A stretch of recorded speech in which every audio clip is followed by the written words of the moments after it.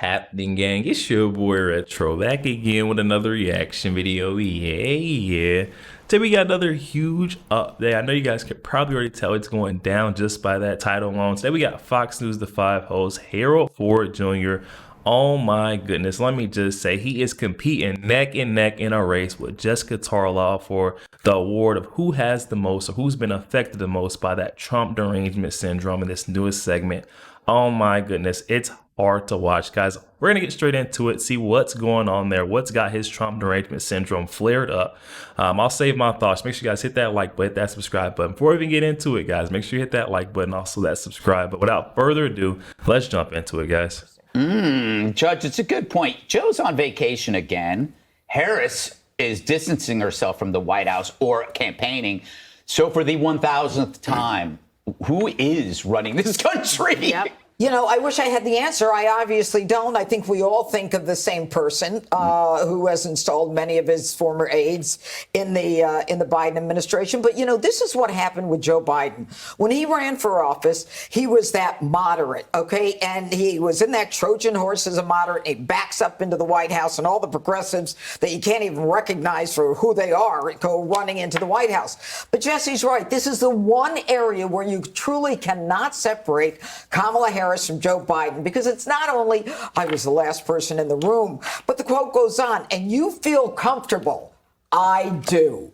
So, and when the Democrats call it a strategic and moral failure, what happened with the Biden administration, you know, that same Democrat who used those words, Congressman Ryan, when it came to Kamala, he says, or Vice President Harris, he says, we can't assign partisan blame. Yes, you can. You fire them. You make sure there are consequences. People, look, we knew that they left Bagram and they go to the Kabul airport, which has one runway. They have credible information. They identified the person. They identified what he was wearing. They had a shot right in place. They couldn't get the approval to shoot. It was the rules of engagement that are so effed up with this Biden administration that it ended up killing 170 Afghans and 13 Americans whose names have not come out of Joe Biden's mouth as he sat there and watched the boxes come off and the coffins, and he looked at his watch. But you know what? We know nothing about her history. All we know is that when she says every day I mourn and honor those 13, shame on you. That's the kind of exaggeration that we don't believe. The Gold Star family say Biden never publicly named them, and he was not someone that they are enthralled with, and neither is she.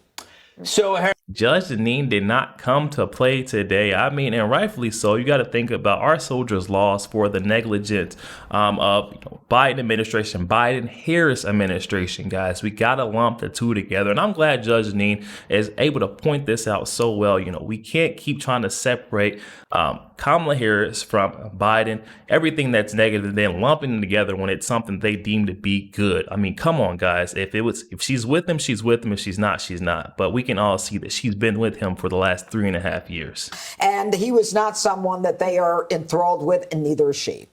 So, Harold, Kamala says she's the last person in the room, but she denied who the dead person in the room was, Joe Biden.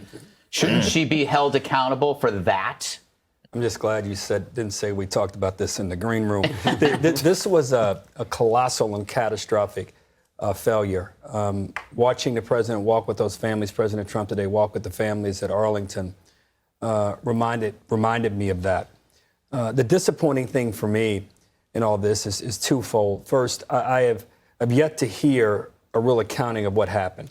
I understand. Oh my goodness, guys. It was so good to hear him say this was a catastrophic failure and admit the truth for once, you know, but I knew what would come after that was a but, you know, and you could hear he's about to make excuse after excuse for not only Biden, but for Kamala Harris, and why they didn't even bother to show up. Donald Trump, he's not even the sitting president right now. He shows up. There's an empty White House. Where's our president? Where's the vice president at? You know, they're nowhere to be found. Come on, Harold, give us some more excuses. Listen to this guy. It's so pathetic. I mean, come on. I've yet to hear a real accounting of what happened. I understand, meaning the decision-making process, what went wrong. I don't need to have anything disclosed that would reveal any secrets. but what was learned from it, and how do we ensure we don't make the same mistake again? I'm a believer in lessons learned, because you don't want these things. We're going to be confronted with something like this again, and we need to know how and So we're going to use this as a lesson learned, but they're not even going to admit who was at fault. I mean, how do we start to, learn from our lesson if the ones who are not being held accountable, the ones who are at fault are not even held accountable for their actions, their negligence? The last one in the room is so far distanced from their actions that they'll never be held accountable. There'll never be a chance to rectify or change for moving forward. I mean, come on, listen to this guy. He is just up there to lie through his teeth. Listen to him. Oh, lessons my. learned, because you don't want these things. We're going to be confronted with something like this again, and we need to know how and why, how we can avoid this from happening again. Two, I never assign intentionality to any president. President Trump, President Reagan, President Clinton, President Bush, President Obama, certainly not President Biden as well. I don't think any president intends to put warfighters in a position where they can be killed. They may make wrong decisions, but their intent is not to do that. Nor do I think he intended for that to happen. But having said that, if I were President Trump and the team, just for the politics of it, I would want to, Greg's, the way you position us, I would want to be in a room standing side by side with Vice President Harris and ask the question, what did you think when you heard that plan and you were the last person to leave the room, and did you agree with everything the president wanted to do? And let the voters be the arbiters about whether she's telling the truth or not. Mm-hmm. This dude, Harold, just dodged the complete question, saying that, hey, we'll have to figure out when Donald Trump is sitting and she's face to face with him on that debate stage, guys. And oh my god, it sounds like this is going to be another Biden presidential, that first debate that we've seen, but it's going to be times 2.0, because the dirt that's going to be aired out on Kamala Harris, I just don't see how she'll be able to rebuttal. She'll be able to respond to any of that. I mean, Harold trying to leave it all up to the debate stage, but I don't know. Miss Kamala Harris has already admitted that she was the last one in the room. So she had to have agreed to the plan, or at least heard the plan to its full play out, and agreed to it. And now she's distanced herself to the highest degree, trying to separate herself from any decision made while it was a Biden-Harris administration. I mean, come on. You got to own it. And let the voters be the arbiters about whether she's telling the truth or not. Mm-hmm.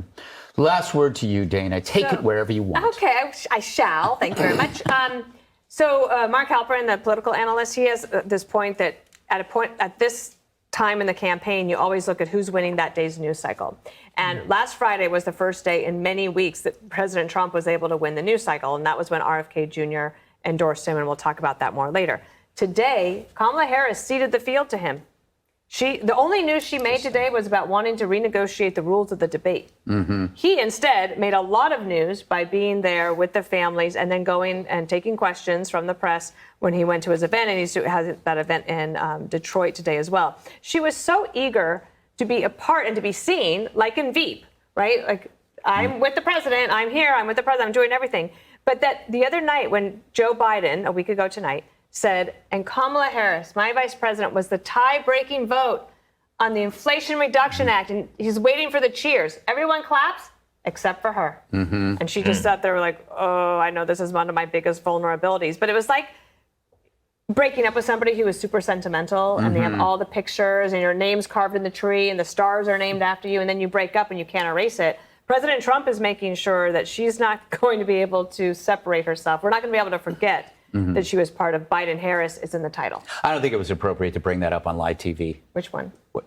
Never mind. Breakup. The breakup. I thought it was Like it never happened. I'm fine. We're good. Everything's great.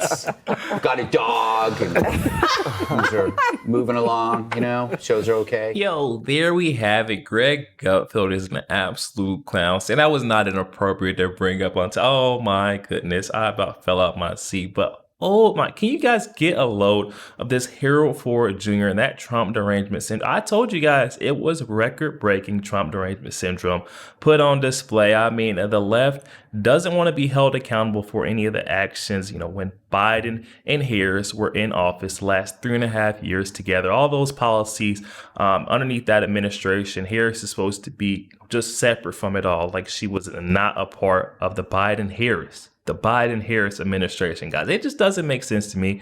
Maybe you guys can hop in the comment section, fill me in a little bit on how Ms. Kamala Harris is going to distance herself from the Biden administration's policies. I just don't see how she'll do it. Maybe you guys know, so hop in the comment section. Let me know your thoughts. Also, make sure you guys hit that like button, hit that subscribe button. If you enjoy more content like this, I'll catch you guys on the next week.